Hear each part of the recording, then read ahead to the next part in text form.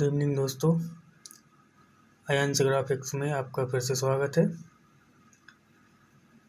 Photoshop की beginner series में हमारा आज का टॉपिक है लेयर में जैसे ये देखिए फोटोशॉप का इंटरफेस है कैनवास। तो आज हम लेयर के बारे में पढ़ेंगे।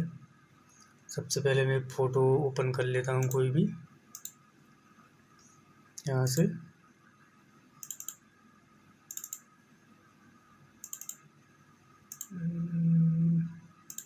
इसमें जाना है। हाँ, तो देखिए कोई भी फ़ोटो को जैसे मैं ओपन करता हूँ लाइक ये वाली। तो लेयर के बारे में देखिए क्या है। ये तो आपका एक फ़ोटो ऐसे ही आ जाता है जैसे। तो यहाँ ये जो आपको दिख रहा है यहाँ पे लिखा है लेयर पैनल। तो लेयर में हम जो भी काम करते हैं किसी भी फ़ोटो पर या बैकग्राउंड पर या कुछ टेक्स्ट इफेक्ट लिखते हैं तो यहाँ ये लेयर पैनल में सारा कुछ शो होता है। जितना भी हम कुछ लिखते हैं, टाइप करते हैं या फिर बनाते हैं, कोई फ़ोटो रखते हैं, कोई कलर वगैरह डालते हैं तो देखिए फ़िलहाल अभी ये लेयर की जगह इसमें देखिए यहाँ पे क्या लिखा रहा है बैकग्राउंड लिखा है। मतलब ये भी एक लेयर है। तो जैसे आप कोई न्यू फ़ोटो लेंगे, जैसे मान लो न्यू पेज ले लिया सपोज़, इसको उल्टा कर देते हैं। हाँ, तो देखिए ये बैकग्राउंड हो गया। और बैकग्राउंड में अब जैसे मैं इसको अगर लेयर में, ये भी लेयर है, अगर मैं इस फ़ोटो को यहाँ से ड्रैग और इस पे आके यहाँ पे ड्रॉप कर दूँ तो ये देखिए थोड़ा बड़ी साइज़ का फ़ोटो है क्योंकि मैंने इसे unsplash.com से डाउनलोड किया है, जहाँ पे फ़ोटोज़ वगैरह, इमेज वगैरह बिल्कुल फ्री ऑफ कॉस्ट आप डाउनलोड कर सकते हैं। तो ये हो गया।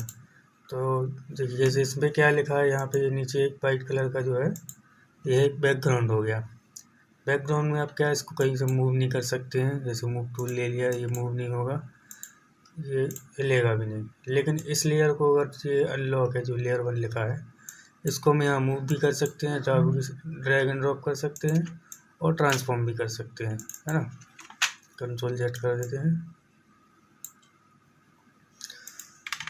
और इसको जो बैकग्राउंड लेयर है, अगर इसको आपको नॉर्मल लेयर बनाना है कुछ काम करने के लिए, जैसे मूव करना है, तो यहाँ जो लॉक लगा है हम इसको सिंपल इस पर डबल क्लिक करेंगे इस तरीके से।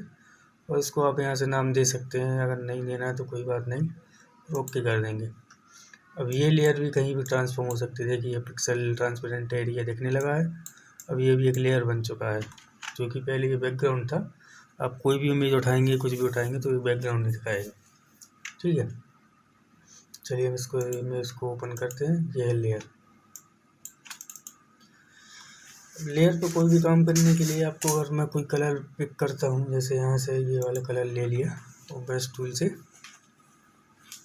बी दबा करके ब्रश टूल से इसका थोड़ा साइज बड़ा कर लेते हैं। इसको आप ऐसे भी बड़ा कर सकते हैं राइट क्लिक करके, नहीं तो आप चाहें तो ये ब्रैकेट, ऊपर ब्रैकेट वाला जो ऑप्शन है इसको छोटा बड़ा कर सकते हैं। ठीक है, इसका फ्लो एंड ओपेसिटी अभी हम बढ़ा देते हैं इस तरीके से। देखिए इसको ऐसे अगर हम प्रेस करेंगे या कुछ करेंगे तो ये जो कलर हमने यहाँ पे डाला है ब्रश टूल से, ये उसी लेयर पे पेस्ट हो गया है। अब हम इसको मूव करेंगे तो सारी फ़ोटो ही, हमारी जो लेयर थी वही मूव करेगी। तो हम ऐसा नहीं चाहते हैं कि ये फ़ोटो मूव ना हो। इसको कंट्रोल जेड करेंगे और यहाँ से हम एक और न्यू लेयर लेंगे इस तरीके से, क्रिएट न्यू लेयर। ठीक है, अगर हम अब इस पर कुछ ब्रश करेंगे तो ये देखिए एक अलग लेयर बन जाएगी। अब अगर मैं इसको मूव करूँ तो केवल यही लेयर हुई मूव होगी और कोई मूव नहीं होगी, है ना। तो आप इसको दूसरी तरीके से भी न्यू लेयर क्रिएट कर सकते हैं। अभी मैंने यहाँ से बताया था ये क्रिएट न्यू लेयर। आप दूसरे तरीके से कंट्रोल शिफ्ट अल्ट दबा करके एन दबाएंगे अगर, तब भी आपकी न्यू लेयर क्रिएट हो जाएगी। ठीक है, अभी हम इसको वापस करते हैं। हम एक और फ़ोटो ओपन करेंगे, लाइक ये कैमरा। अब इसको भी ड्रैग एंड ड्रॉप करेंगे, सॉरी, यहाँ से इस पे लाएंगे, पिक कर देंगे। हाँ ये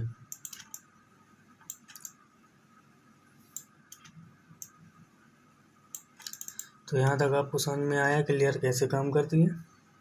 ठीक है, अब इसमें देखिए लेयर में बहुत सारे ऑप्शन दिए हैं यहाँ पे ऊपर। जैसे ये इसमें यहाँ पे देखिए अगर हम तो लॉक ट्रांसपेरेंट पिक्सल, मान लो हमने इसको थोड़ा सा छोटा कर दिया फ़ोटो को और हम इस पर क्लिक करेंगे तो आपकी ये फ़ोटो जो है ना,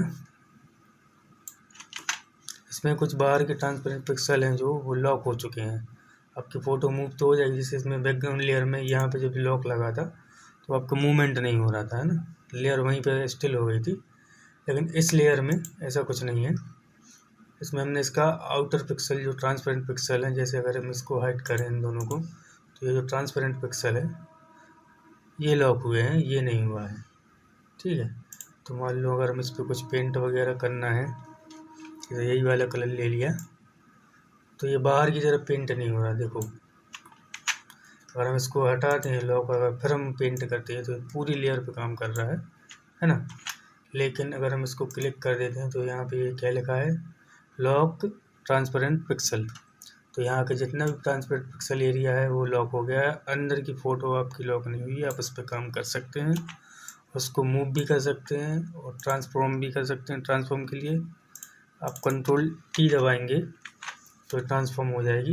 इसको आप छोटा बड़ा जैसे कर सकते हैं, लेकिन अगर आप ऐसा करेंगे तो आपकी फ़ोटो ख़राब हो जाएगी। तो अगर आप शिफ्ट के साथ ट्रांसफॉर्म करेंगे तो जैसे ही आपकी फ़ोटो उसी के अकॉर्डिंग साइज़ अप डाउन होगी, है ना। तो आपको उसका भी ध्यान रखना है कि आपकी फ़ोटो भी ख़राब ना हो, इमेज भी ख़राब ना हो। चलिए हम इसको Ctrl+Z करते हैं। इसके बाद आता है लॉक इमेज पिक्सल, है ना। पहले हम इसको अनलॉक कर देते हैं। अब अगर हम इस पर क्लिक करेंगे इमेज पिक्सल लॉक पे, तो इसमें भी वही है, इसमें भी आपकी इमेज मूव करेगी और ट्रांसफॉर्म भी होगी जैसा आपने सोचा था। ठीक है, लेकिन इसमें जो पिक्सल अब इस बार लॉक हुए हैं वो ट्रांसपेरेंट पिक्सल लॉक नहीं हुए हैं। अब आपकी एंट्रेंस पिक्सल एक्चुअल पिक्सल ही लॉक हो गई है ना। अब इस पर पेंट नहीं कर सकते आप, ना कुछ लिख सकते हैं ना कुछ ब्रश कर सकते हैं, है ना। लेकिन आप इसको मूव कर सकते हैं। कई बार ऐसा होता है कि हमें उस इमेज पे काम करना है, बाई चांस किसी और का कलर इस पर ना लग जाए, कुछ टेक्स्ट ना आ जाए, इसलिए इसको मूवमेंट तो हम कर सकते हैं पर इस पर कुछ एडिट नहीं होगा, तो आपकी ये इमेज ख़राब नहीं होगी। तो हम इसको अभी हाईलाइट करते हैं। इसके बाद आता है लॉक पोजीशन। लॉक पोजीशन में आपका ये हो गया, जहाँ भी आपका ये इमेज रखा है ये वहीं लॉक हो जाएगा, ये वहाँ से नहीं हिलेगा। आप कितना भी कोशिश कर लीजिए, आपका नीचे वाला लेयर जो है वो मूव करेगा उस पर काम, बाकी उस पर काम कर सकते हैं पेंट वगैरह।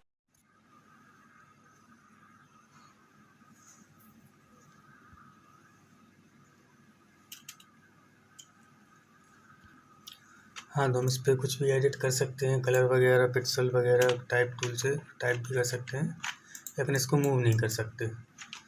हम इसको हटा देंगे तो ये बाकी आपकी नॉर्मल लेयर बन गई जैसे पहले थी। इस पर आप मूवमेंट भी कर लीजिए, ट्रांसपेरेंट भी कर लीजिए, ट्रांसफॉर्म भी कर लीजिए और एडिट भी कर दीजिए। अब आता है ये लॉक ऑल में क्या होगा, आपकी सारी इमेज लॉक हो जाएगी, है ना। तो अभी देखिए नीचे अपने आप जा रहा है गाना, तो नीचे वाली मूव हो रही, ऊपर वाली पे कुछ नहीं हो सकता, उसको मूव नहीं कर सकते। ना इस पे पेंट कर सकते हैं कोई कलर, और ना ही टेक्स्ट एडिट कर सकते हैं, सिंपल। तो यहाँ तक आपको समझ में आ गया होगा। इसको हम अनलॉक कर देते हैं वापस से। इसके बाद ऑप्शन आता है ओपेसिटी का। देखिए इस इमेज में कलर जो है फिल पूरा आ रहा है, जितना भी कलर्स का है जैसा है। यहाँ ओपेसिटी दी हुई है। ओपेसिटी में क्या होता है, ये आपके इमेज की पिक्सल्स को कम करने लगता है, धीरे धीरे गिराने लगता है। तो मतलब नीचे की ओर जाती हुई जैसे हम इसको कम करते जाएंगे तो पीछे वाली इमेज में मर्ज होती जाएगी धीरे धीरे, देखिए। और एक टाइम पे ऐसा आएगा जब पूरी इमेज ख़त्म हो जाएगी। हम ओपेसिटी जितना बढ़ाएंगे घटाएंगे वैसे ही इमेज अपनी, उसका कलर कम होगा और बढ़ेगा। और इसके नीचे फिल में भी वही है अभी फ़िलहाल में, आप उसी को ओपेसिटी के जैसे ही देखें। इसका अलग से टॉपिक रहेगा, अलग से क्लास रहेगी, उसमें हम आपको ब्लेंडिंग, फिल और ग्रेडियंट के बारे में बताएंगे। तो अभी तो आप ओपेसिटी से ही काम चलाइए। ओपेसिटी को आप एक तरीके से और भी कम कर सकते हैं, जैसे मैंने ये लेयर सेलेक्ट कर रखा है। तो अगर हमको यहाँ पर बार बार नहीं जाना है, माउस छोड़ना पड़ रहा है, तो आप सीधा यहाँ पे न्यूमेरिक की जो आपकी लिखी हुई है राइट साइड में, अब हम न्यूमेरिक की के थ्रू 10% कम कर सकते हैं, 10 गुना कम कर सकते हैं और 10 गुना बढ़ा सकते हैं। जैसे यहाँ पे आप यहाँ पे ध्यान दीजिएगा, मैं नंबर दबाऊँगा, जैसे मैंने 7 दबाया है तो ये 70% हो गया इसका ओपेसिटी। अगर मैंने 5 दबाऊँगा तो यहाँ पे 50% ओपेसिटी हो जाएगी। और अगर 2 दबाऊँगा तो 20%, मतलब जो भी नंबर आप दबाएंगे उसका 10 गुना वो कम या ज़्यादा कर देगा। जैसे 8 दबाया तो एकदम से देखना 80% ओपेसिटी बढ़ गई है ना। तो ये कुछ शॉर्टकट भी हैं, अगर आप धीरे धीरे ध्यान रखेंगे तो और भी अच्छे तरीके से सीख पाएंगे, समझ पाएंगे। इसके बाद ऑप्शन आएगा ब्लेंडिंग मोड्स। ब्लेंडिंग ऑप्शन अलग होता है, ब्लेंडिंग मोड अलग होता है। ब्लेंडिंग ऑप्शन हम आगे पढ़ेंगे आगे की क्लासों में।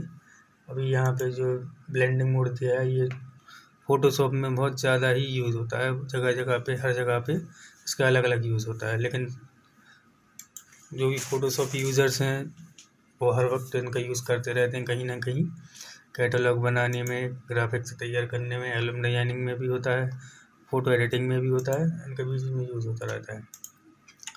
तो ये है जैसे हमारी फ़ोटो, इसको हमने एडिट किया तो जब ये नॉर्मल पे ब्लेंडिंग ऑप्शन, इसके नीचे देखना एक डिज़ोल्व है ऑप्शन। तो जैसे मैंने इस पर डिज़ोल्व पे किया है तो अभी इसमें कुछ अंदर समझ में नहीं आ रहा है, लेकिन जैसे ही मैं इसकी ओपेसिटी कम करूँगा, सॉरी एकदम कर दिया, हाँ इसको होल्ड किया था, है ना। तो देखिए अभी नॉर्मल है 100% ओपेसिटी पे। जैसे ही मैं इसकी ओपेसिटी थोड़ी कम करूँगा, देखिए एकदम से थोड़ा ग्रेनी टाइप का इफेक्ट निकल के आ रहा है इसमें। ग्रेनी मतलब ऐसा हो रहा है कि ये जो इमेज की जो पिक्सल्स है, जो फुल पिक्सल्स थे, मैंने ओपेसिटी अगर कम की है तो कुछ पिक्सल्स को डिलीट कर रहा है धीरे धीरे, जिससे बैकग्राउंड की जो इमेज है या जो कलर है वो आपको दिखने लगा है। देखिए जितनी मैं कम करता जाऊँगा ये धीरे धीरे उतने ज़्यादा पिक्सल्स डिलीट कर रहा है। जूम आउट करके देखेंगे फ़ोटो को तो कुछ इस तरीके से दिखेगी, है ना। तो उसका भी ध्यान रखना है। उसके बाद ऑप्शन आता है डार्कन में जो भी कलर है वो डार्क हाईलाइट हो जाता है ना। तो डार्कन, अब ये तो अगर एक एक समझाने बैठूंगा तो वीडियो लंबी हो जाएगी और शायद आप लोगों को समझ में भी ना आए, एकदम से इतना ज़्यादा हो जाएगा तो कन्फ्यूजन भी बढ़ने लगता है। तो फिर भी मैं आपको समझाने के लिए इसके कुछ पैराग्राफ टॉपिक से समझा देता हूँ। जैसे यहाँ देखिए, यहाँ से लेके डार्क से लेके नीचे मल्टीप्लाई, कलर लाइनर और डार्कन, ये जितना भी ये पैराग्राफ बना है इसमें आपका डार्क कलर हाईलाइट होगा। जो भी डार्क कलर है वो हाईलाइट दिखेगा। जैसे ये मल्टीप्लाई में दिख रहा है, इसको और देखें तो देखिए सारे डार्क कलर हाईलाइट होंगे, है ना। उसके बाद ऑप्शन आता है, जैसे मैं कोई और इमेज निकाल के देखता हूँ आपको समझाने के लिए, इसको अभी हाइड कर देता हूँ। लाइक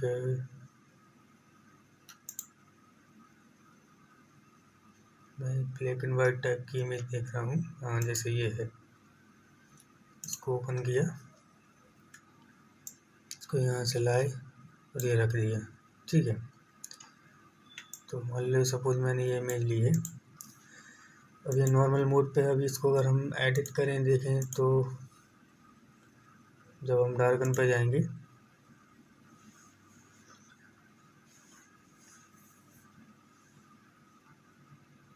तो देखिए ये थोड़ा डार्क कलर अलग अलग जगह पे अलग अलग ऑप्शन दिखा रहा है। इसका जो वैल्यू होता है ब्लेंडिंग मोड का, ये अनप्रेडिक्टेबल होता है। मतलब इसमें आप गैस नहीं कर सकते कि किस फोटो पे क्या कलर, क्या इफेक्ट निकल के आएगा। इसका कोई प्रेडिक्ट नहीं होता है कि भाई आपको अगर मालूम है कि नहीं लाइट पे लाइट ही दिखेगी, तो वो अलग अलग कलर अलग अलग इमेज के हिसाब से उसका मोड चेंज होता रहता है ना। तो इसमें डार्क कलर हाईलाइट हो रहा है। उसके बाद आप देखेंगे फिर नीचे दिया लाइट, तो यहाँ देखिए light, screen colour, dodge, lighter वगैरह जो भी लाइनर है, इसमें आपको सारी लाइट कलर ही दिखेंगे, मतलब लाइट कलर हाईलाइट होंगे। जैसे देखिए मैं स्क्रीन पे अगर क्लिक करूँ तो देखिए ये वाइट वाइट कुछ ज़्यादा ही शो कर रहा है ना, जो भी ब्लैक और डार्क कलर थे वो थोड़ा दब गए हैं कि लाइट कलर हाई हो गया है। अगर हम उसको लाइटन करें और ज़्यादा तो देखिए इसी में मर्ज हो रहा है ना। तो एक ये थोड़ा सा बेसिक्स है जो क्योंकि आपको समझने के लिए एक टॉपिक है, तो आपको इनको पैराग्राफ को याद रखना है। तो यहाँ इसमें आपको जितने भी डार्कन वाले हैं, इसमें dark colour, dark light highlight होगी, उसमें लाइट एंड एरिया हाईलाइट होगा। उसके बाद आता है थोड़ा सा ओवरले, इसमें क्या रहता है ये डार्क और लाइट कलर दोनों को मर्ज कर देता है। इसमें थोड़ा थोड़ा जो भी एरिया है तो इनको साथ में लेकर चलता है ना। देखिए कहीं ना कहीं थोड़ा बहुत सब में एरिया है। तो इसमें कुल मिला के बात ये है कि जो भी ब्लेंडिंग मोड है उसमें आप किसी भी इमेज पर क्लियर नहीं बता सकते कि इस पर क्या इफेक्ट निकल के आएगा। इसमें आपको एक एक चीज़ हर इमेज के हिसाब से, जैसे भी आपने एक बार यहाँ क्लिक कर दिया, फिर एरो बटन से, अप डाउन वाली एरो बटन से आप क्लिक करते हुए देखते जाइए, जो भी आपको सेटिस्फाइंग इफेक्ट लगता है तो आप वहाँ पे रोक करके उसे डन कर सकते हैं, जैसे मुझे ये सही लग रहा है। ठीक है। उसके बाद आता है डिफरेंस, एक्सक्लूसिव, सब्ट्रैक्ट, डिवाइड। इसमें भी कुछ कलर मिक्स कलर आ रहे हैं अटपटे टाइप के, है ना। तो ये आता है ह्यू, ये कलर होता है जो भी आपका बैकग्राउंड में कलर रहेगा उससे रिलेटेड मिलता जुलता आपकी ऊपर वाली इमेज को या मर्ज कर देगा। देखिए जैसे ल्यूमिनिसिटी में बैकग्राउंड में ब्लू कलर और कुछ ये इमेज फुल दिख रहे हैं, तो हमारी इससे फ़र्क नहीं पड़ता हमारी इमेज कौन से कलर की है, क्या कलर की है। जैसे मान लो मैंने नॉर्मल किया और इस पर पिंक कलर कर दिया, ठीक है। अब अगर मैं इसको ल्यूमिनिसिटी करूँगा तो उससे फ़र्क नहीं पड़ता ये पिंक था या रेड था, जो भी था। जो ल्यूमिनिसिटी में बैकग्राउंड में आपकी जो इमेज है, जो इसका कलर है, उससे मर्ज करता है वो कलर पकड़ लेगा, है ना। आप कोई भी कलर ले लीजिए, जैसे ह्यू सैचुरेशन मैंने लिया है, तो ह्यू में मैंने जो भी कलर किया था, जैसे पिंक किया था, उसमें पूरा कलर पूरी इमेज को ही पिंक कर दिया। जबकि मैंने इसमें फेदर यूज़ किया था, देखिए जैसे नॉर्मल कर रहा हूँ तो नॉर्मल करने पर ये कुछ फेदर टाइप का इफेक्ट आ रहा है ना फोटो में। लेकिन जैसे ही मैं ह्यू करता हूँ तो एक sharp background, sharp outer line की जैसा कलर को फिल कर देता है। तो आई होप आपको यहाँ तक समझ में आया होगा, और इसकी प्रैक्टिस करते रहिए धीरे धीरे। जितना भी आपको टाइम मिलता है थोड़ा सा बैठिए, और इससे रिलेटेड अगर आपने पीछे की क्लास नहीं देखी है तो ऊपर आई बटन पे क्लिक करिए। सीरीज़ वाइज सब कुछ मैंने पोस्ट किया हुआ है, वीडियो बनाई हुई है। फ़ोटोशॉप इंटरफेस बेसिक, है ना, मूव टूल हो गए हैं, कुछ क्रॉप टूल भी हो गए हैं, और मार्की टूल वगैरह के बारे में पीछे की क्लासों में बताया है बेसिक से। तो अगर आपको यहाँ तो थोड़ा समझ में कन्फ्यूजन हो रही है तो आप ऊपर आई बटन पे क्लिक करके प्रीव्यू क्लासेस देखिए, जिसमें आपको फ़ोटोशॉप के बेसिक के बारे में जानकारी मिलेगी। और प्लीज़ चैनल को सब्सक्राइब कीजिए, इन वीडियो को लाइक कीजिए और अपने दोस्तों के साथ भी शेयर करें, जिससे उनको सीखने में मदद मिले, वो भी कुछ कर पाएँ। और इसमें और भी कुछ ऑप्शन दिए हैं आगे लेयर पैनल में। तो जैसे बेसिक सा है, जैसे अभी मैंने यहाँ पर बता दिया न्यू लेयर क्रिएट करने का। हाँ एक चीज़ और है, इसमें लेयर सिलेक्शन जो होता है थोड़ा अलग होता है। जैसे मैंने 4 लेयर खोल ली है, 5, है ना। तो मान लो हमें कुछ लेयर मर्ज करनी है, जैसे ये तीनों लेयर मर्ज करनी है, तो हम कंट्रोल के साथ इनको क्लिक करेंगे इस तरीके से, ये, और कंट्रोल ई दबाएंगे तो सब लेयर एक में मर्ज होंगे। अब मैं इसको बंद करूँगा अगर, तो केवल हमें वाइट बैकग्राउंड दिखेगा, ठीक है। और अगर कंट्रोल Z करेंगे और अगर हमें अलग तरीके से भी थोड़ा करना है, मान लो यहाँ के यहीं करना है, सरफेस एरिया पर ही हमें काम करना है, तो हम शिफ्ट के साथ पहले ऊपर वाली लेयर पे क्लिक करेंगे, फिर राइट क्लिक करके नीचे लेयर 2 पे क्लिक करेंगे, फिर राइट क्लिक करके लेयर 1 पे क्लिक करेंगे। तो ऐसे भी हम इसको सिलेक्ट कर सकते हैं। और एक चीज़ और, अगर आपको बहुत ज़्यादा लेयर बन गई है, मान लो 10-20 लेयर बन गई, काम करने में दिक्कत हो रही है, जैसे मैं यहाँ से इसको न्यू लेयर क्लिक कर दिया, अब मुझे इस पर काम करना है लेकिन बार बार हमें यहाँ से जा रहा है, तो यही लेयर सेलेक्ट हो रही है ना, तो हम इसको ऐसे ही सिलेक्ट कर सकते हैं। शिफ्ट के साथ यहाँ से यहाँ तक दबाएंगे तो ये लेयर सारी सिलेक्ट हो गई हैं, और हम इसको कंट्रोल G कर देंगे तो ये सब ग्रुप हो जाएगा एक, है ना। और अगर हम ऐसे ही काम कर सकते हैं तो ये ग्रुप हो गया, आपकी जो भी लेयर अंदर थी वो सभी एक ग्रुप में मर्ज हो गई हैं।